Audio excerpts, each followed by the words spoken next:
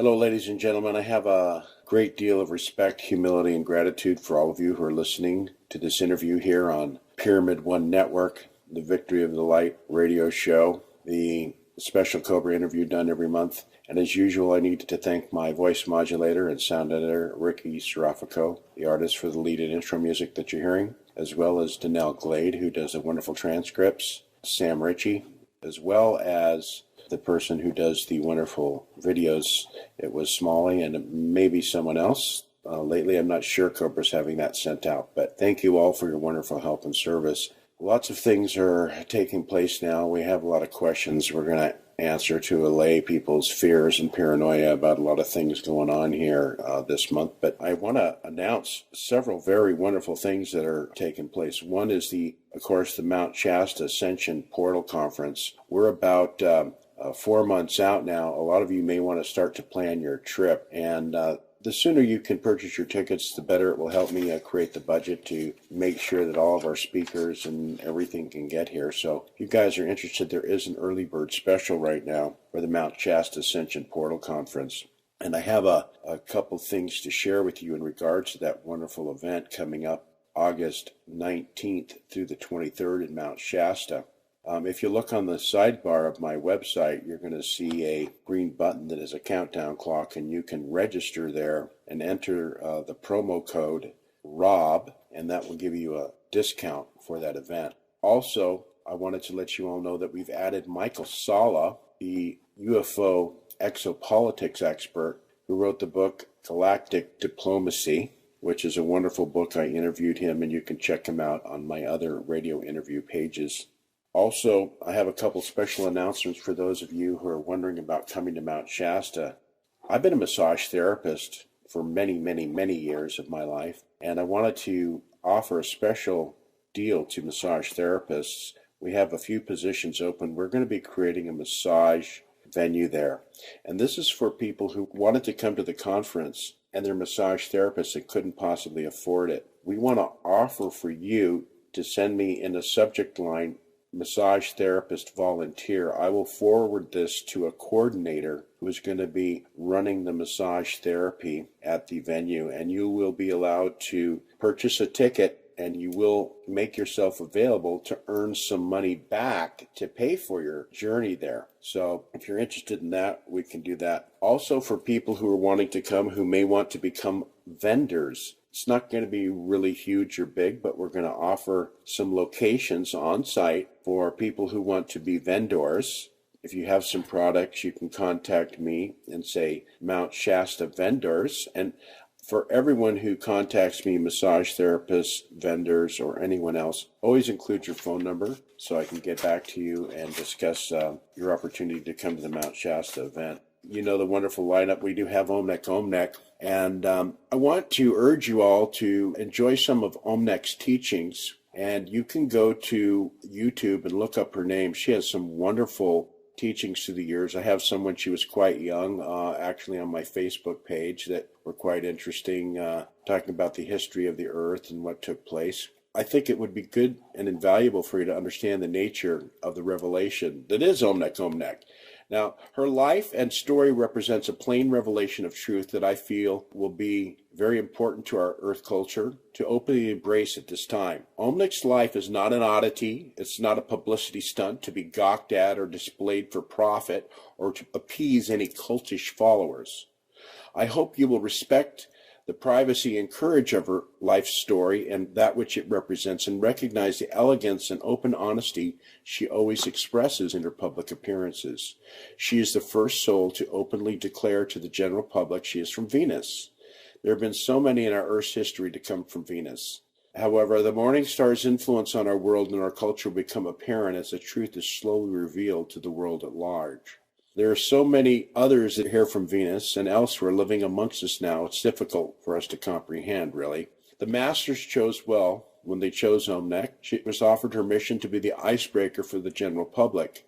She holds no scientific secrets or technology, nor is she a threat to the powers that be. Rather, the actual fact of her existence and where she came from is in and of itself the point for humanity to grasp. Many other revelations of life in other worlds and other dimensions are soon to follow for Earth and her peoples as the whole truth breaks into the light of day for a new humanity.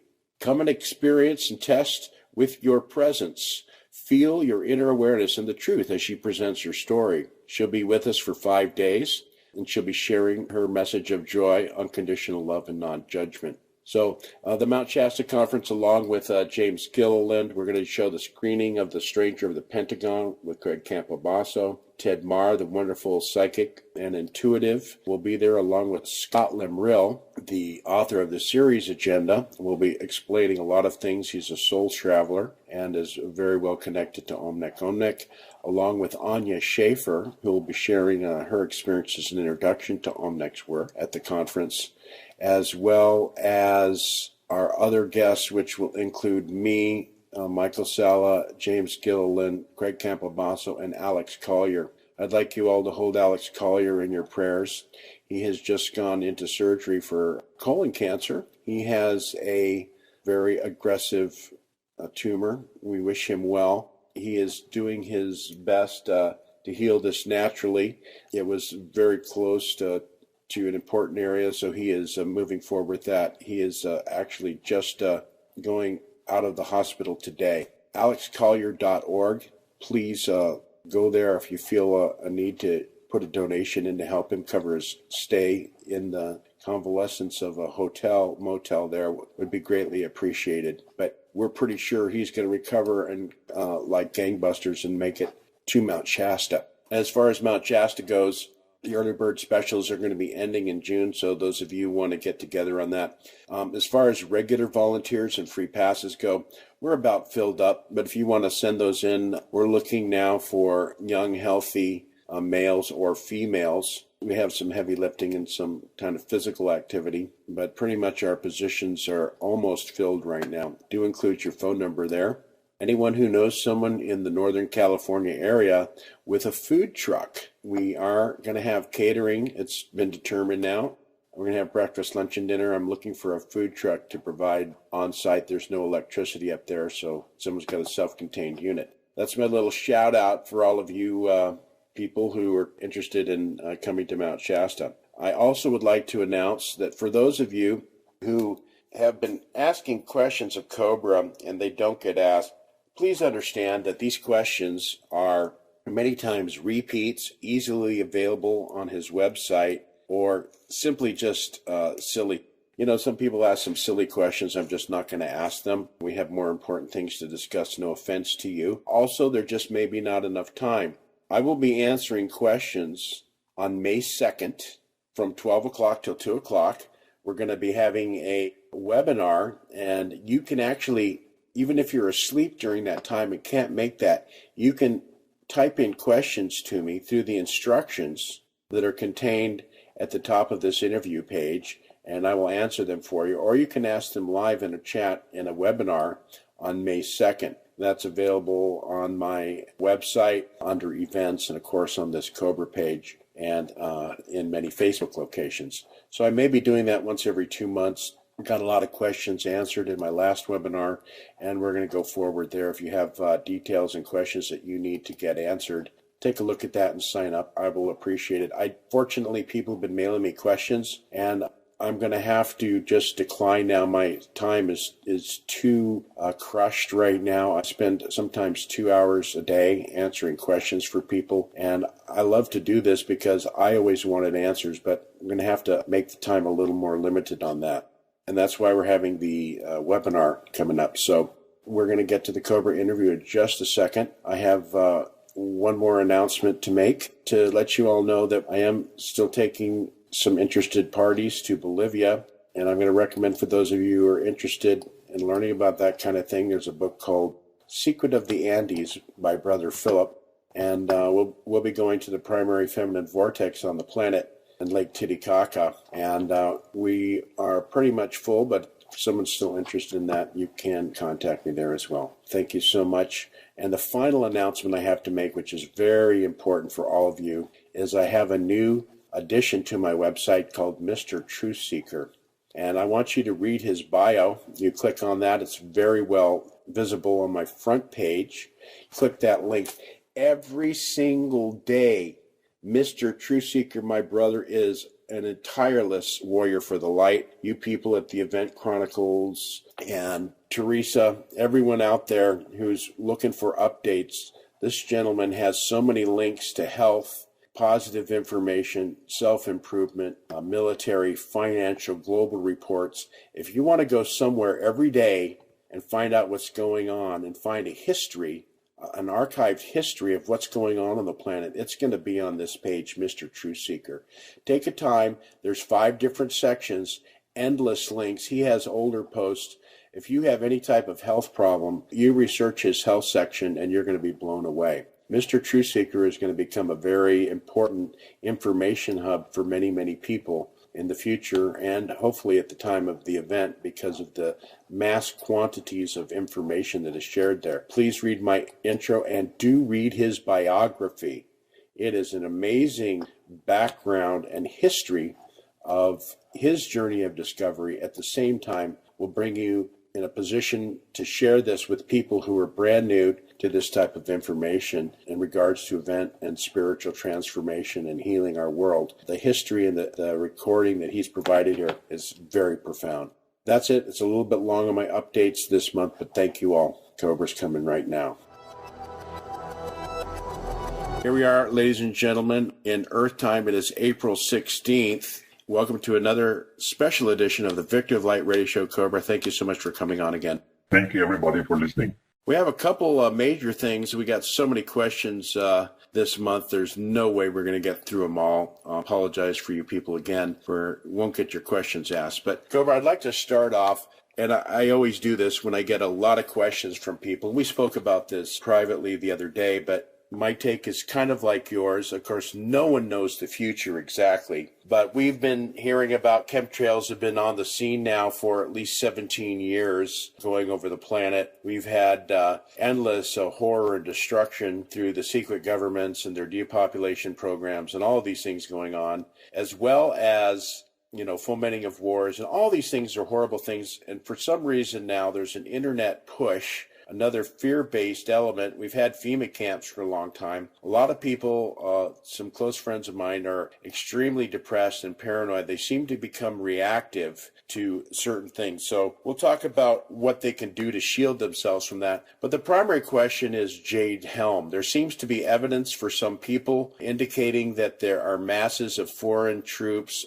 living normal lives and will be activated as sleeper cells to join NATO operations in some sort of joint operation called Jade Helm. Could you please give a little background to this type of stuff to allay the incessant fears? And I know that they may get away with something, certain elements of this may take place, but can you speak about the fail-safe for the resistance and what is going on with this operation? It's very important to a lot of people right now. Okay, the first thing I would like to mention here is that this is a double-edged sword. So on the surface, it might appear like a big operation for the cabal, but on the other hand, I could say that the same troops, the same movements can be interpreted as movements of the positive military. So I would not get too afraid over this situation. And also, if there would be even a remote chance that something like this could go out of control, the resistance movement could trigger the event if necessary. Okay, the question I'm going to ask is, if the resistance movement could stop this, for instance, why wouldn't they stop some of these other things going on in Ukraine? That's another horrible tragedy that's going on over there. A lot of people have mentioned, why aren't they intervening in these things? Why are they letting these skirmishes to take place? Why would America trigger more heavy intervention? Okay, it is a risk assessment evaluation. So we have the Chimera group with their strange lead bombs on one side and the atrocities that those people are doing on the other side. And the resistance movement will intervene when the risk will be worth it. So, for example, if we would have a massive, like Marshall scenario in the United States that would affect 200 million people, that might be a worthwhile risk to risk some strange lead bomb explosions, and then the resistance movement will intervene. I will not give any strategic details of how those risks are evaluated, but I will just say that the resistance movement and the light forces know exactly how to act to minimize the suffering on this planet, and they never allow unnecessary suffering to continue. If they can prevent it, they are preventing it. But they will not be taking risks to reduce a certain amount of suffering to risk even much larger amount of suffering that will potentially take place. Okay, thank you. You mentioned that these troops could be interpreted as being used by the light forces. Obviously, these on-the-ground troops are just taking orders and following. Ben Fulford seemed to have mentioned that. I personally, no disrespect to Ben, but I consider some of his intel really, not necessarily very good. He does have good intel and he has a very good intent, but I'm not sure he would know that this is definitely being planned by the good guys, or is it being planned by the bad guys and the good guys are letting it go and then we'll take over at the last minute? What do you think is the situation there in regards to who's in control of these guys? And can you tell us what is the primary intention? Is this cabal orchestrated movements or are these good guy orchestrated movements? First, about Ben Fulford's intel. You need to use his reports to pick the gems of intel and leave the rest, because there are some encoded real gems inside there, and do not worry about the rest. Regarding this Jade Helm situation, I will not comment on the deeper background of this, but I will give you an analogy. This famous financial restructuring by the Eastern and BRICS alliance, those new infrastructure banks, they can be interpreted as a new globalized central new order system, or they can be interpreted as the advance of the light forces. Very good. And obviously, why would the bad guys switch a system? It's the good guys that are trying to initiate the system. The bad guys obviously are trying to infiltrate as much as they can. So thank you so much for that. The next big thing I'd like to talk about, which has broken on the scene since we talked about last time, was a gentleman whose real name is Corey. He got outed, which he wasn't originally happy for, and he goes by an avatar name, GoodyTXSG, I think it is, or ESG or something like that. And he was the source for David Wilcock's revelation at the LA Conscious Life Expo, where he revealed a lot of information, and you address this in your blog in regard to what he calls the blue avians, or the civilizations from the center of the galactic sun, with the huge motherships in the Oort cloud, because they would influence our solar system's magnetics. Now, I have been told by Michael Sala that David Wilcock has flown him to Los Angeles for an exclusive. They did a series of recordings on the TV for his TV show, and he'll be doing be releasing that intel. He has a kind of a special exclusive, and this Corey character is not talking, but we're able to ask questions. He seems to be not directly involved so much in the super soldier program, but he's obviously has been under mind control in the past, but he seems to be breaking his programs, and he acts as kind of for those of you who aren't listening, I'm giving background, Cobra knows all of this, but he acts as a empath for interactions and councils, and for the information he's been giving really is shocking to many people, that there are 10 separate secret space programs run by various factions on the earth, and that, folks, there have been interactions and full-blown council meetings with multiple extraterrestrial races and multiple representatives of the world's governments going on for many, many years. I predicted this, the super soldiers and the space guys coming out. Here he is. Cobra, could you share a little? I'd like to just give an overview of a comment of his information. Is it true you posted on his blog? Yes, I made 2 short posts on, actually not on his blog, but on a certain forum where he posts quite often. I have just expressed support because he has a lot of genuine intel that is critically needed at this time for people to become generally aware of the secret space program. So this intel assists a lot in people becoming aware of various secret space programs. I do not agree completely with all his intel. I have a little bit different perspective on certain things based on my sources and my experiences, but generally I would say what he's doing is a good thing. So I have just posted a few comments there to express that. Okay, thank you. And can you elaborate on the differences? My personal feeling is that some of his extrapolations from his opinion of what was going on, I had also some slightly variances in that the way he made it sound that these ET races said, well, we have some interest here because we have genetic contributions to your people. And this seemed to upset a lot of Earth people as though they owned us or had a right. Can you talk a little bit about that? All of these different groups, and are they kind of at odds with each other? Who's controlling what's going on here? It sounds more like a control matrix from his viewpoint. Okay, this is one of the things I don't quite agree with him. He presents the whole situation as very fragmented and very compartmentalized. It is exactly as it was 10 or 20 years ago. So, according to my sources, yes, he was involved in secret space program. This I can confirm. What I cannot confirm is his updates about the current situation in the solar system.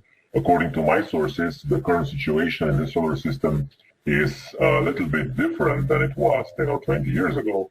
Yes, he describes quite correctly all those different space programs that were present in the solar system 10 or 20 years ago, but you could view those different space programs as different aspects, different facets of one great interconnected network. For example, you could relate the corporate secret space program with mega corporations on this planet.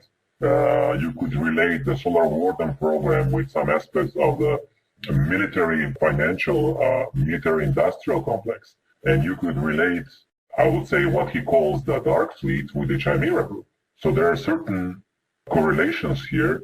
And all of this was interconnected network, which was morphing with shifting alliances, but was in one way not so fragmented as he presents it to be.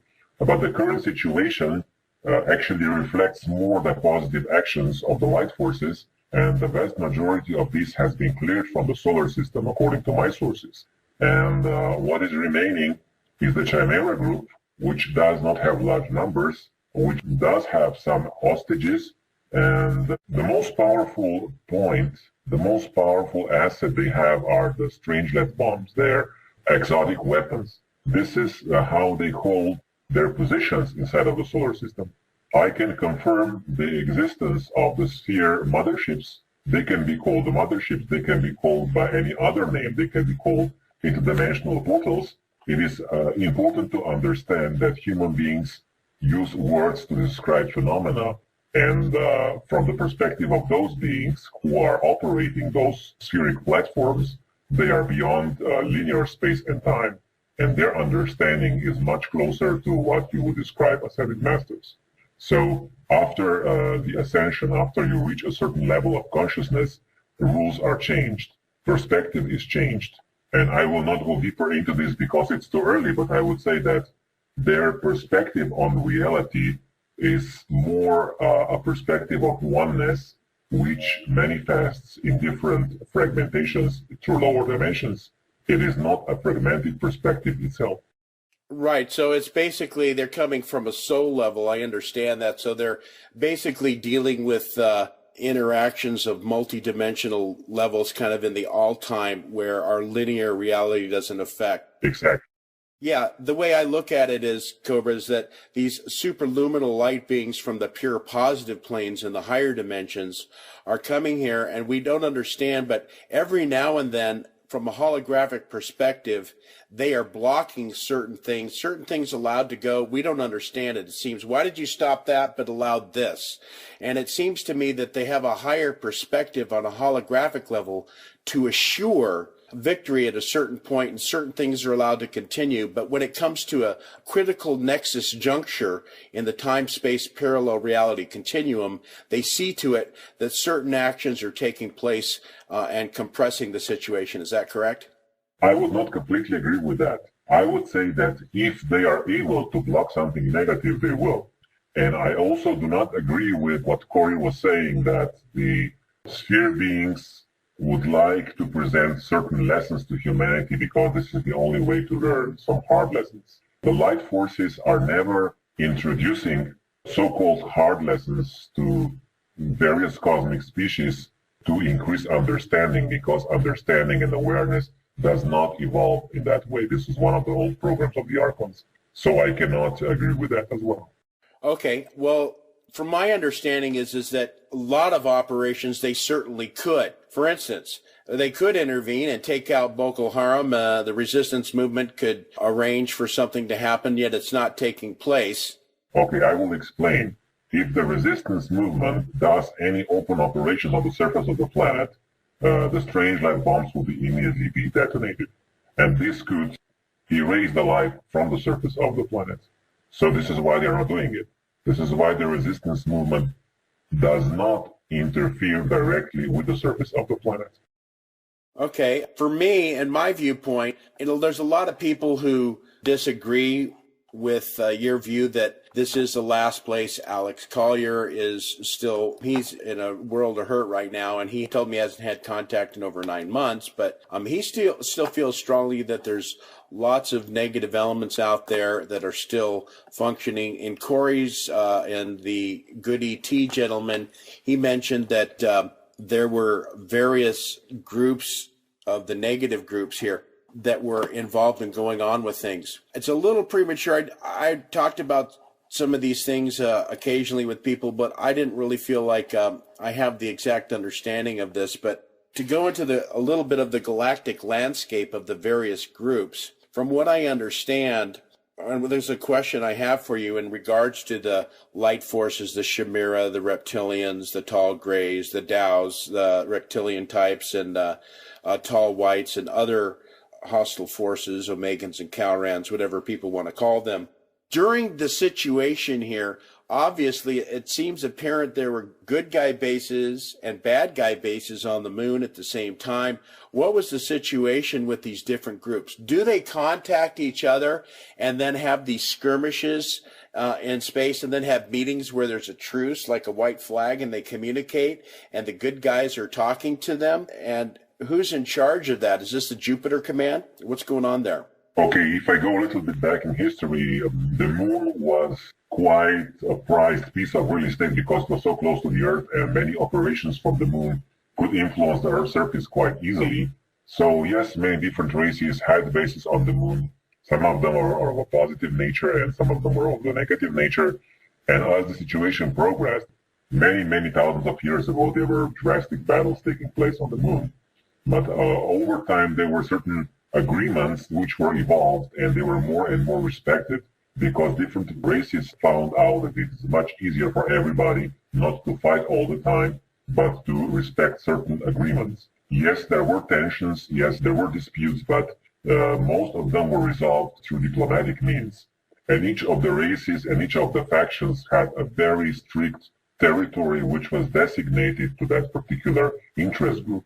And most of the time, those agreements were respected. All this has changed in 1996 with the Archon invasion, when there was a huge, vast draconian fleet entering the solar system, and they just took over the moon completely in 96. And then the liberation forces came basically, I would say between 2001 and 2004, there was a very strong operation of the light forces to liberate the solar system. And in that time frame, they have liberated most of the locations. They were clearing those negative races, and there were quite many battles on the moon. And most of those negative bases of those races have been removed from the moon. And very few of them have been remaining, and mostly those who were remaining were the Chimera group strongholds. And out of those, most of them have been removed already. And whatever is remaining on the moon, it's a little bit classified at this moment. Okay, so my question is, and I'm going to go into my own little history. You can correct me if I'm wrong, but of course, the Lyran system, some people say the Pleiades came from Lyra. There's a great influx information that a lot of spiritual life kind of originated, human life may have originated in the Lyran system or whatever, and it spread out. We go back in history to the Pleiades, and I understand there's a couple different areas there. There's one called Merope, which seems to have had some negative beings involved there. And from what I understand is that there's a positive group, of course, Semyasi from the Pleiades. But in our ancient history, some of the Pleiadians, according to Omnek, had battles on the Earth in regards to how much technology and what was going on down here. So groups within the Pleiades had different views of the Earth in ancient history, and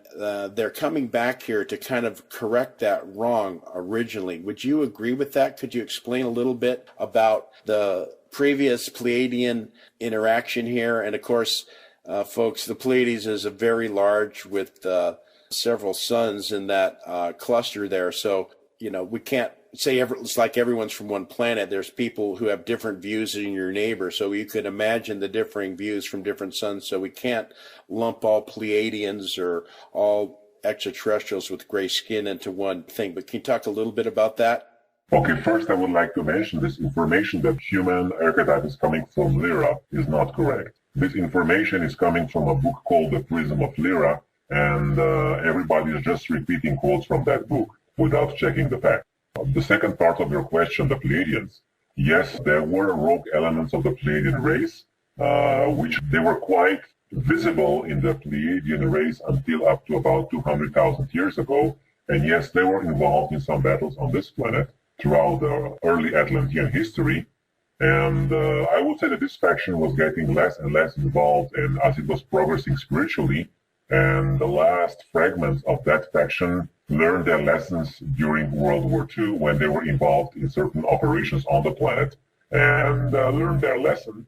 So I would say the Pleiadian cluster has been completely integrated in the network of light very shortly after the end of the World War II. And since then, the Pleiadian cluster has been completely accepted into the galactic network of light. Okay, according to Alex Collier, he got quite involved in the various different races, the oxygen-based races versus the hydrogen-based races, which, of course, the reptilians are a hydrogen-based race. He says that they cannot travel beyond the speed of light. He had some other things that he talked about. One of the things I found interesting was you have Sirius A and Sirius B. He said that there are some beings in the Sirius B system that were quite negative. They had some conflicts, this is ancient history, had some conflicts with some people in the Orion system, some beings, and to solve their situation, the humans in Sirius B had some sort of marriage between the beings in the Orion system, creating what we would known as the tall grays. And so the reptilians control the tall grays, who control what are called the Tao or the Zeta reptilians, and the mantoid races. And of course, there's this whole kind of scenario here where there's this hierarchical structure of these negative beings. Were these beings in Sirius B, as Alex Collier, from your information, correct? The tall grays are an offspring of a hybrid in order to kind of stop a war between the Orions and the Sirius B so that they could have peace amongst themselves while they kind of were both on a semi-hostile agenda? The Sirius B race was having a war with the Orion-Draco complex, and many of representatives of Sirius B race have been interacting with the surface population of this planet throughout human history. Their agenda was not completely positive, but not completely negative. They were the ones who were perceiving themselves as an advanced race, and sometimes they were using human slaves for their work. They were seeing themselves as the masters, and this is something I don't completely agree with. They were not treating humans as equals. This is what I would say about that particular race. They were sometimes using technology for their advantage unethically. This is what I would say.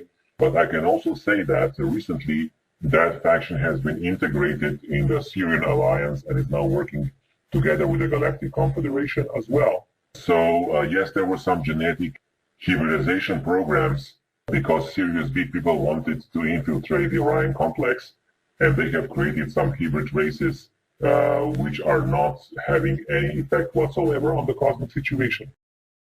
Right. I often don't go into outer space like that because a lot of that stuff doesn't matter. But with Good ET coming out with his information, I kind of wanted to address some of that stuff. I would say that this information does matter for various reasons. The first one is that the exopolitical situation greatly influences the geopolitical situation much more than people imagine. I will give you one example. The Bushes and the Kissingers and all those people still have their powers only because there are elements beyond the scope of this planet that are supporting them.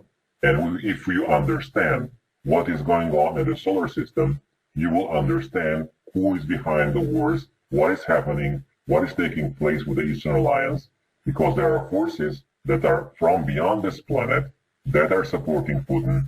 There are forces that are beyond this planet that are supporting the Eastern Alliance, And there are other forces that originate from beyond this planet that are supporting the cabal. And if we understand those underground mechanics, we will have a much clearer picture of what's going on the surface. Yes, I agree with that. I generally, these mechanics and exactly what they are for the average person, it's hearsay coming from you or Collier or someone else. It's good to know that this is influencing, but I meant for the average person in their day-to-day life, the average light worker down here, a lot of people become ungrounded and worry so much about what's going on and speculate, and their mind runs rampant as opposed to purifying their self and raising their vibration. I meant it kind of in that way, but I agree with you. It is important now that people come to understand there's different groups. Could you talk a bit about Sirius A, since we talked about Sirius B? Sirius A, I understand, is the home of the Blue Lodge and the mission of the 144 Ascended Masters to Earth. Is that correct? That is absolutely correct. Sirius A is the beacon of light for this local cluster of stars in this local sector of the galaxy. So the Sirius A was holding the light when the Archon invasion happened and filled this quadrant of the galaxy with trillions upon trillions of dark entities. And because of Sirius A, we are still alive. And here, because of Sirius A and their light, I'm talking to you right now. Yeah, that's what Fred Bell was very strong proponent of, the Blue Lodge and the Sirius A groups there as well. So it resonates with me there. Another question I have is in regards to these giant sphere ships. Just to be clear, these are not mistaken by people with this constant talk of Nibiru and this hidden planet or star within our solar system, correct? Okay, those sphere ships or sphere stargates, portals, whatever you want to name them, absolutely no connection with so-called Nibiru or any other entity or planet or object people are referring to connected with that. The Nibiru story is complete and absolute disinformation. Very good. I'm really glad to hear that. From what I understand, the Nibiruans, as they're depicted in the ancient Egyptian hieroglyphics, were actually beings with kind of wings which may have been a hybrid type of Orion type being. And these Nibiruans were just basically one group that were kind of using Earth people as slaves and allowing themselves to be considered as masters, kind of like Sirius B. Can you talk about that? Is Nibiru a planet, a mothership? From the history of Zecharia Sitchin, it's supposedly Planet X. Dr. Frank Strange has indicated that's correct. You say it's incorrect. What is the story of the ancient history of Nibiru? Was this a giant mothership that was mining here along with other groups? Was this one group of beings? The Anukai, but there were many other groups out here. What is the story, if you can kind of correct the story of Zecharia Sitchin and put it in perspective? I know we've talked about it before and you said it's not that important, but again, it's just endless with people, and I'd really like to put this to bed. And for those of you who want to ask questions after this on Nibiru, we will not address them. So Cobra, can you go into the a little bit, when was the Nibiru interaction, and is that the name for a group of people or a mothership? Where did they come from, and what was that history? Okay, Sitchin was referring to Sumerian tablets. He was attempting to translate those tablets, and his interpretation was not scientifically correct. But yes, Sumerian texts are referring to a certain group of beings that you could describe them as winged beings that came from a certain star system beyond our solar system. And some of them, yes, they came from Sirius B. And I have described before the traits of Sirius B people. They were not the only ones. There was a group of many different races that were actually mixed among the ruling caste in old Sumeria. They were actually the ones who were forming the Sumerian city-states, and many of them were tied to the Archons, and their agenda was to first do some genetic experimentation, and second, to suppress the goddess energy. So this is the short story of Nibiru, and it has nothing to do with a certain object that some people name Nibiru that is supposed to enter the solar system and create cataclysm. This is absolutely not correct. Okay, thank you. I've said that many times, and people, they like to hear it from you, so I appreciate that. The other thing I'd like to know is, and a lot of people have asked this, and there's an average person who doesn't understand and had the unique spiritual experience of the positive, benevolent extraterrestrials like you and I have, the absolute direct feeling of a divine connection that takes place. But a lot of people are wondering, okay, in the terms of eternity, the extraterrestrial situation, we're talking about hundreds of thousands of years of this. What's changed so much in the last 30,000 years, or whenever the Nuburians or the people from Sirius B or the groups that were here, all these groups are down here interacting, and it seems like they all have agendas and doing things, just kind of using the earth as their own for whatever reason they want. What has changed now? Has humanity reached a level of sovereignty that we're to be respected now? And what is really going to change? How do we know that these ETs aren't just fighting over ourselves? I mean, you and I know, but what can you give other people here in terms of confidence that these different groups that are vying for what's going on here, that it's not going to be just another group with a slightly different viewpoint, that we still may get exploited, that even though they're a positive group, they're not that hostile, but that they might not manipulate us into treaties or agreements with them that might benefit them more than us? I mean, what's really changed? How do we know that these benevolent groups, are they all going to leave us alone, or are they all going to be vying for influence here? What's changed so much that we can trust all of this new interaction that we are hopefully going to be seeing for the average person? First, you need to understand that this history does not repeat in cycles, it repeats in spirals. That means that the evolution accelerates and each cycle is faster than the previous one, and those cycles converge. And the convergence point of those cycles is the compression breakthrough. It simply means that there is a certain purification process taking place throughout the galaxy, which converges on this planet, because this planet is, number one, the prime real estate for the galaxy, and this is why so many different races were claiming it for themselves. And number two, it is the convergence point for the transformation of galactic darkness. And as we are coming closer to the convergence point, things accelerate and escalate. And this is exactly what's happening now. And at the moment of the compression breakthrough, the light penetrates through and is victorious. And this is the moment when the darkness and all those different races with the different agendas cannot play their tricks anymore, because they will be cleared out. So this is one aspect of the story. The other aspect is that people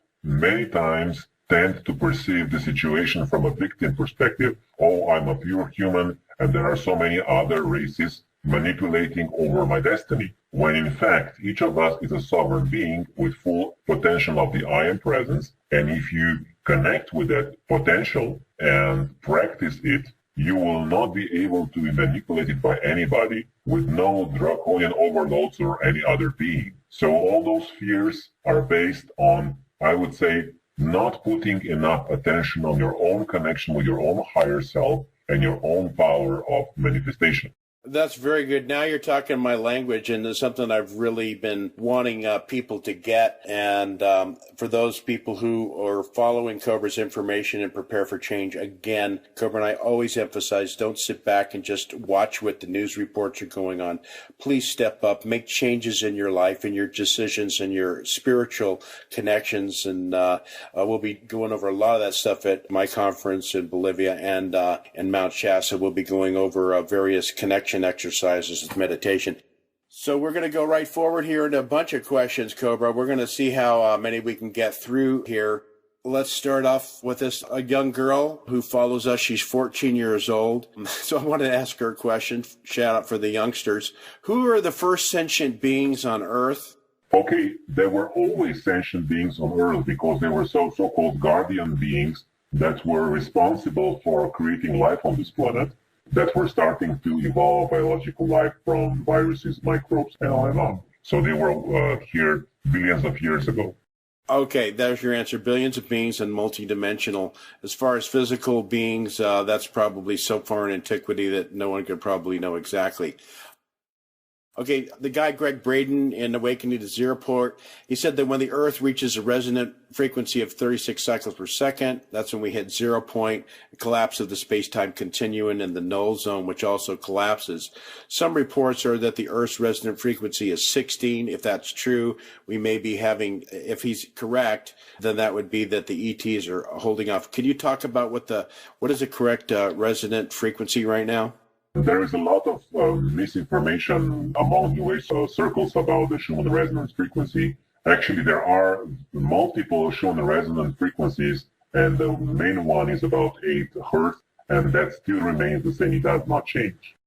Okay, thank you. Is there any way that we can see tachyon particles with our eyes? Some very spiritual gifted individuals can see them with their inner eye, but to see them physically, it's almost completely impossible.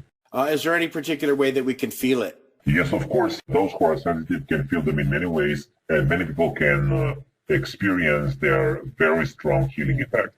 Okay. Those giant sinkholes that have been appearing, can you talk, were they created by someone? And if so, how, and what is their purpose? The giant holes that go way down and endless all over. Yes. They were created by the resistance movement for the same purpose the Palladians are making the crop circles, for human beings to start asking questions, to break this monotonous matrix that was created by the Archons. Okay. Another question. Would it be possible for Chimera members to surrender if they realize the game is over for them, or surrender an option, or would they be killed by their own kind, or would they never be able to consider that?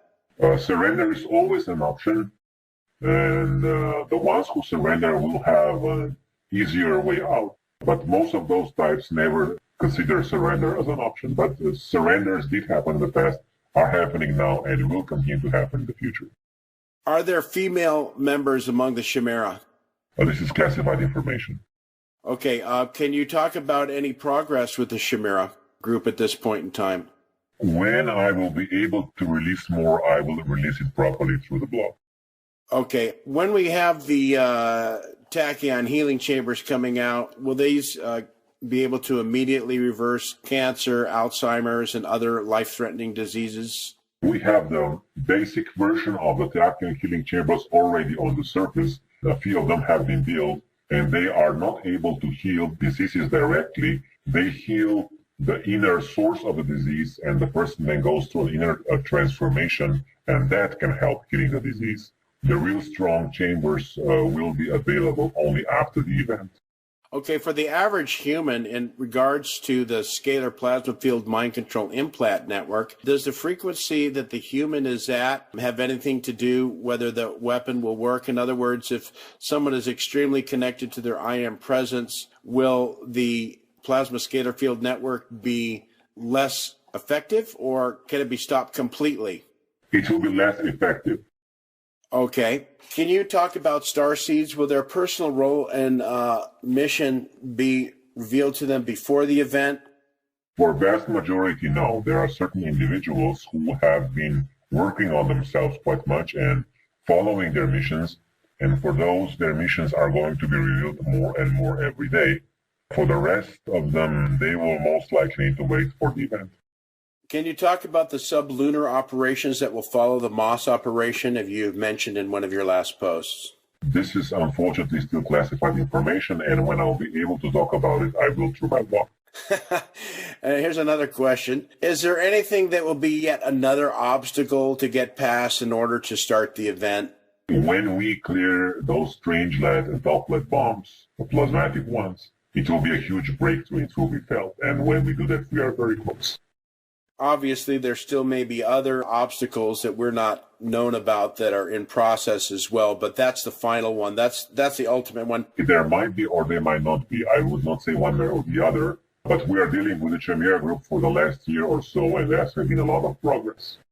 Okay, are there reptilians, in a few of them in physical form at all here? A few, maybe? Not in reptilian bodies, but incarnated in human bodies, yes. Okay, a lot of people are asking about Brazil. Brazil is part of the BRICS. A lot of people are upset they have a female president now. Is there infiltration in Brazil and the cabal is still in control down there? People need to understand that this progress of light forces with the Eastern Alliance does not mean that all countries are simply turning into paradise. There is still a lot of cabal influence in China, in Brazil, in India, in all of those countries, in Russia. But there is a strong light presence infiltrated in the government structures of those countries, and they have a priority of tasks. Number one priority is the creation of the alternative financial system, and many of the other aspects of the government structure of those countries need simply to wait, because they are not strong enough yet to deal with everything at once. So there is still a lot of corruption in Brazil, a lot of cabal influence, but you can observe certain positive trends, the lessening of the influence of international corporations, the lessening of the influence of US military, and the lessening of the influence of the petrodollar. You can easily check those trends in Brazil, in China, in Russia, and other BRICS countries. Okay, thank you. Is Operation still a plan after the event, Operation Dreamland? Operation Dreamland will explode with bursts of creativity after the event. It will be the new renaissance. Can you give people a little more information about Dreamland? A lot of us know, but some people don't. What is Operation Dreamland, real quick? Okay, I would just tell you to go to my blog, search for Operation Dreamland, and read that post. Okay, can you talk about a little question here? Was the famine in Ireland engineered because of the Irish people's awakening, the Irish famine, or was that a natural phenomenon? Of course, it was engineered for many objectives. The first one was to create a lot of cheap slave labor. Many of Irish went to the United States and worked in horrible conditions in the United States as a result of that famine. The second was to further suppress the goddess energy, which was quite strong in Ireland. This was the plan of the Archons, and also to suppress the awakening of Irish as a nation. And because the point of the cabal was to unify them with United Kingdom. Okay, here's another question I got a lot of, and I don't know, the Commander Valiant Thor and his people mentioned, Dr. Frank said that there were going to be a lot more plane crashes in the future. It seems like there's one every couple months now. And of course, everyone wants to know, was the cabal involved in that crash into the mountain recently? Can you give us the reason? Yes, there are many reasons to this. The first one, there were certain people on board that they wanted to have them silenced. And the second reason, they want to maintain the level of fear among the surface population to keep them controlled. Okay. Is the goal of the cabal to reduce the human population? And since they have control over the non-physical plane, isn't more effective if they let souls incarnate? It is just the goal of one faction of the cabal to reduce the human population. That is the Rockefeller, Kissinger, Bush, Illuminati faction. The other factions do not agree with that plan. This is one of the reasons why that plan was never successful. And it will not be successful. The vast majority of the cabal wants to keep the human population and not for it to be reduced because they actually like to have a lot of slaves around. Okay. Someone's asked a question about the AN Sophia is associated with the Nag Hammadi material. Does that come from a different star system? What is the source of the Pistis Sophia? Sophia is the ancient archetype of wisdom incarnated as Goddess Earth.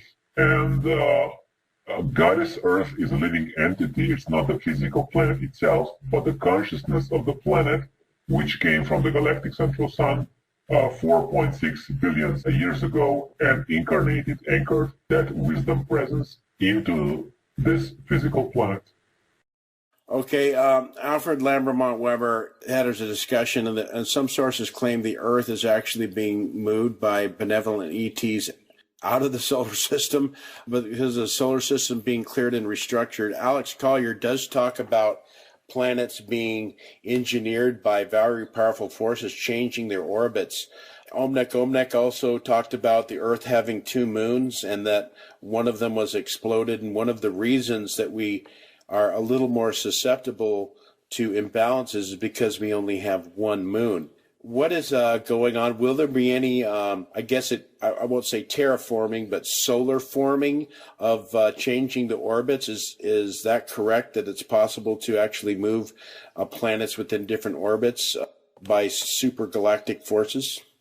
Okay, yes, it is possible to change orbits of planets, and it did happen in galactic history, but this is not planned for this planet or for any larger object in the solar system in the near future. What is being planned is the vibrational change of the solar system, and this is happening already, and smaller changes on the surface of planets in the solar system, and this has been confirmed in the last few decades. There are changes in the weather patterns, intensity of the magnetic fields, and other variables on the surface of many planets inside of the solar system.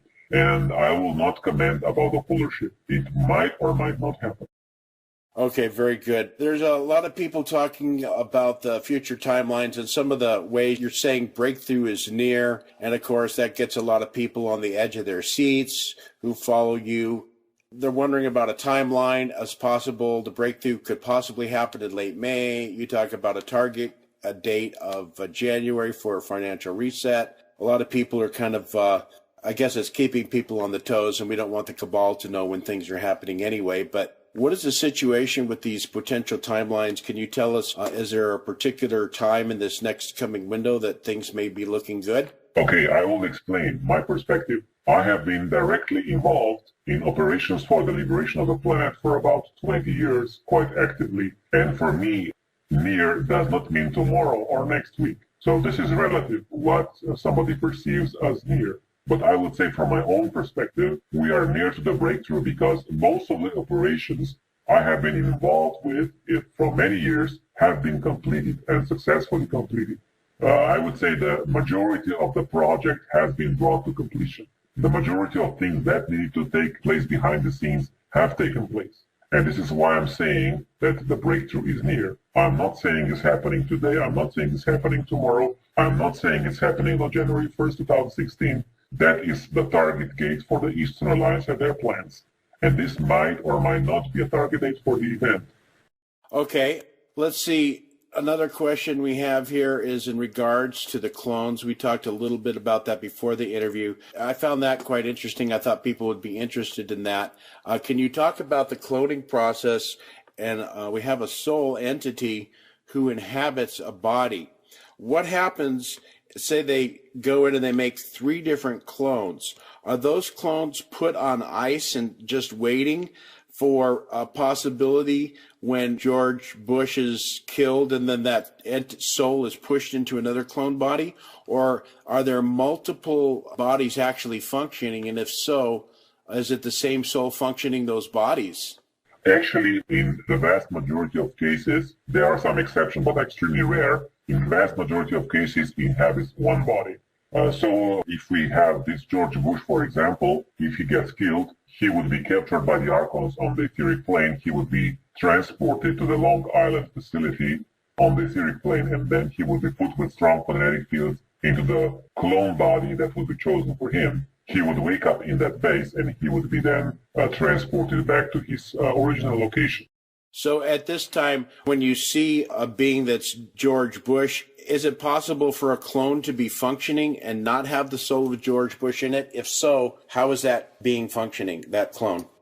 Okay, there were some, what some people call clobots, which is clone robots, which are not in souls, but those entities have been cleared from the surface of the planet a long time ago. What we also have besides the clones are the lookalikes, that are human beings who look similar as George Bush, for example, and they tend to appear in certain locations which are, from a security standpoint, risk for George Bush.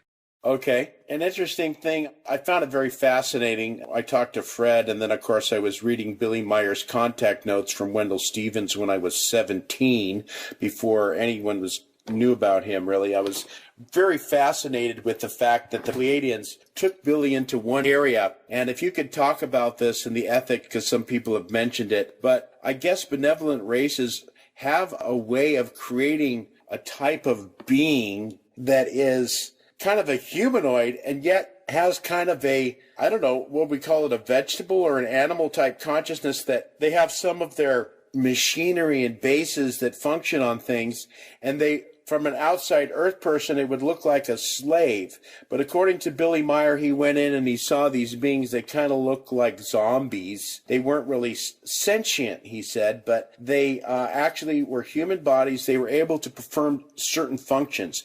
Can you talk a little bit about that technology and how that is deemed ethical by these light forces? And what's the situation with these beings that are kind of clone-like, I guess, is it? Okay, this is a sad part of the genetic experimentation that was taking place in underground bases. This was not done by the light forces. This was done more by the cabal, and this was mostly happening in U.S. military secret bases with joint Draco-reptilian space programs. Okay, I'm talking about when Billy Meyer was on one of the ships. The Pleiadians have a type of being, according to him, that they said they actually kind of create a being, but it's not really human. I mean, is that, I think she said vegetable. It's like a vegetable consciousness that can be programmed. I cannot confirm that. You can't confirm that. Okay. Maybe I'll try and get you the Billy Meyer actual contact note. I guess some things are going on there. I guess there's different thing.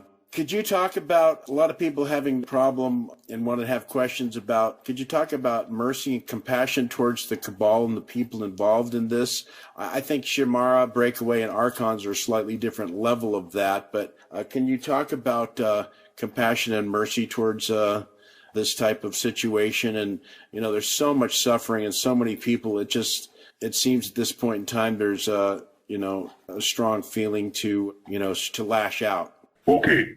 The compassion towards the cabal has its place only after the cabal is stopped. People are angry, and they are angry for a good reason, and this anger needs to be channeled into stopping the cabal. And then, after the cabal is stopped, after they are arrested, I would not suggest to vent people's frustration on the cabal, because that will not solve anything. After they are arrested, they have a right for a fair trial, and when their crimes are exposed, based on their decision, their future will be decided. If they would like to amend their past actions, they will be given an opportunity. If they are not willing to do that, they will go to the galactic central sun, and their individual soul presences will be erased from this dimensional universe. They will cease to exist. Okay, here's a question someone had. A lot of people kind of go into this fear. Someone's mentioning that, Poland's kind of been in the middle of a lot of stress because it borders east and west. And someone's wondering, if there's any tension going on between, European NATO forces and Russia. They feel like Poland, people are wondering, should they emigrate from Poland? Is there any potential for anything popping off there? Again, this is fear-mongering. The large-scale escalation between NATO forces and Russia is extremely unlikely. Okay, here's an interesting one. What is transsexualism? How will it look like possibilities of body corrections after the event? What's going to happen with some people who have done sex changes? Okay, at a certain phase after the event and closer to the first contact, people will be able to experience transmigration from their current body into a body of the opposite polarity. So if somebody is a man and would like to experience life from a perspective of a woman, he will be able to be teleported into the female body for a time. And through those experiences, some people will clear their sexual identities and heal certain traumas from the past. Wow, very interesting. So there's going to be the possibility for people to change bodies. Will this be possible for people with extreme illnesses, or is this a certain, I don't know, it kind of seems like we have to take responsibility for the body we're in, and even though we've been attacked, maybe we can get a new body, but what's the story? Is there a karma? Well, you can't just destroy a body through bad actions and get a new one. There is no karma. As it is described in the Archon paradigm, if somebody will need a new body, that will be provided based on priority. So people will, terminal illnesses with chronic pain will be the first ones that will be healed. And if that body cannot be healed, they will be able to shift into a different body.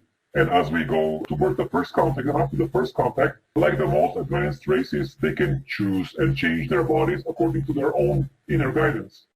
Wow, that's very interesting. The gentleman named Bob Renaud, very famous contactee of Gabriel Green that worked with the people at the Corendor, has actually fallen in love with a woman from there and actually goes and inhabits a Corendorian body where he will go after his passing here. He will live his life out on Corendor. So he's one of those people that you're talking about. You mentioned a while back that after the Congo invasion of 1996, the Archon spent a period of 1996 to 99 on a mass implant program. Was that through the graves? Were they physical implants? What was that, the nano implants? Could you talk a little bit about that? First, there was massive implantation through plasma etheric scalar technology. Second, there was a lot of implants being distributed globally through vaccination programs with biochips. There was also a certain number of MILEP type of experiences when people were taken to underground bases and implanted physically after trauma-based mind programming sessions. Okay, we're getting near the end here. I got a couple more questions we're going to get through. Can you talk about, is there more than one Sintamani stone?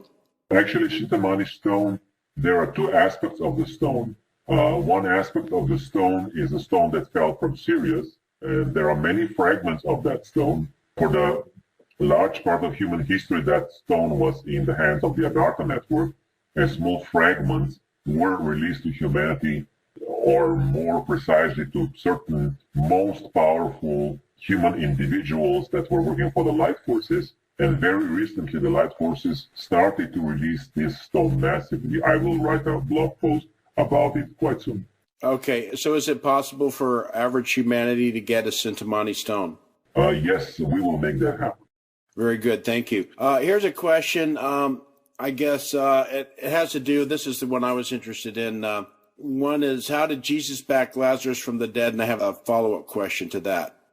There was technology involved. There was advanced extraterrestrial technology involved in his so-called miracles.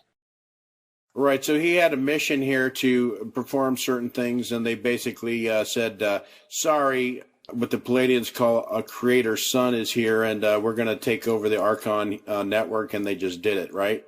It was more Syrians and not so much the Palladians.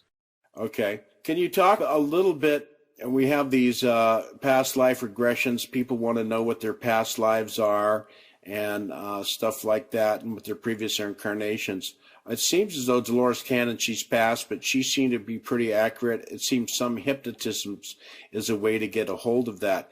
Do you know any other way that people can contact their past life reincarnations other than the golden disc of the sun down in Peru, Temple of the Seven Rays?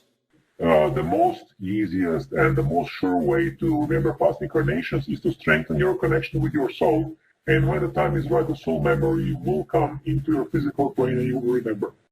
Okay. I'm wondering about if you could describe to people, a lot of people have been talking about when you talked about the death experience and going over, a lot of people are concerned for their family members and for themselves, especially you mentioned that the etheric plane isn't the best place to be right now when you pass over. What should people do if it's possible at the time of death?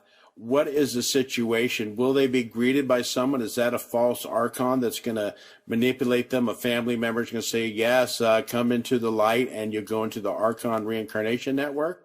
Actually, after you go through the tunnel into the light, you will meet your loved ones. It is not a trick. It's a real situation. There is more and more light present on the etheric and higher planes, but you are still inside of the incarnation cycle. You are not able to freely just go and exit the solar system and go to Sirius or Pleiades. The situation is not as bad as it was, but if you are leaving the incarnation in usual fashion of the old age and dying, you are most likely in a quite balanced state of mind. But if you do commit a suicide, you are in an excited state, and then the transition is not so easy simply because your emotions and your energy field is an excited state. And then the transition is not so easy, and then it's easier for the archons to press your buttons, guilt, for example, and trap you more. Okay, good. I know you talked a little bit about it in your post, but can you tell us the story behind the scenes of the AIIB, and what is the role of the AIIB in the financial reset at the event? It is simply a vehicle of distribution for the funds which will be released after the event for infrastructure project. Right now, this is just, they're just creating, I would just call it a bureaucratic institution that needs to be established for a current level of consciousness, because when the event happens, those funds need to be channeled through certain infrastructure, bureaucratic institutions, and AIIB is the perfect vehicle for that. Okay, and here's another question. People want to know, what is the Black Knight satellite? Alex Collier said it's kind of like a giant highway patrol from the superluminals that monitor astral pathways and life in various systems. Would you concur with that? I would not agree. Actually, the existence of the Black Knight satellite is a hypothesis and is not based on fact. It is based on some old NASA photos which actually show part of the NASA program. But this does not mean that there are no artificial satellites that are quite old. Yes, they are, but they are much deeper undercover, and nothing is known about them outside of secret space program, deep secret space program. Anybody else has no idea about them. Okay, there were some large explosions heard by some people recently underground, and there's also was an earthquake in California and Burbank area, a very small one. A lot of people are wondering, is it still possible we may be having some more earthquake activity? This is obviously controlled by the light forces to release tension upon the acupuncture ley line points of the earth for healing. But will we get any information if there's to be some major earthquake activity? And will any of this be in Yellowstone? The light forces are monitoring the situation in Yellowstone, are actually buffering it for quite some time. They might not be able to completely guide the situation without any earthquakes or interruptions in that area. I cannot guarantee that, but most likely they will not be very dramatic. Okay, so another place that you mentioned, I think, also is in Chile, down in South America. There will be a little more earthquake activity. Is that correct? It's possible. Okay. Well, ladies and gentlemen, I know we had a lot of stuff going on here, and we couldn't get to a lot of questions you had today. We had a lot of stuff to go through, but it's been very informative. Again, thank you, Cobra, for joining us here today. Okay, thank you everybody for listening, and I will say again, the breakthrough is near. It does not mean it will happen tomorrow, but I need to repeat that to anchor and ground this energy in consciousness of human beings. We are close to the breakthrough phase. We have been working for this for many, many lifetimes, and in this lifetime especially, and we are getting closer. Thank you, Cobra, for that bit of information. I will encourage you all to have the faith in the positive forces of light and the power of your own soul. Connect to that as much as possible through the pure intelligence of your mind and your own I Am presence. And that will help you achieve the victory of the light. Thank you for coming to the Promise Revealed. Don't forget, Mr. Truth Seeker, my events, the webinar coming up. God bless you all. Victory to the light.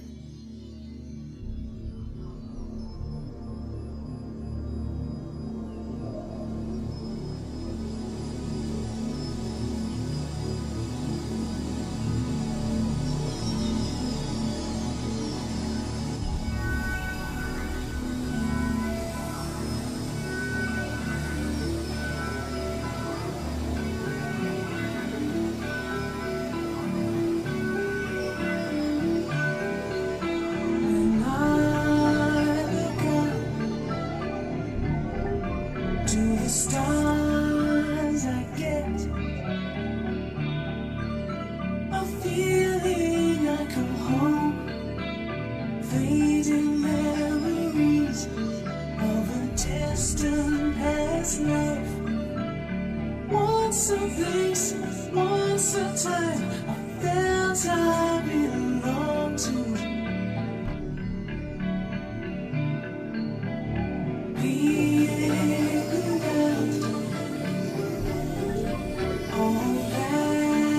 Surrounds us in this strange place we live in, on a different dimension that distorts reality.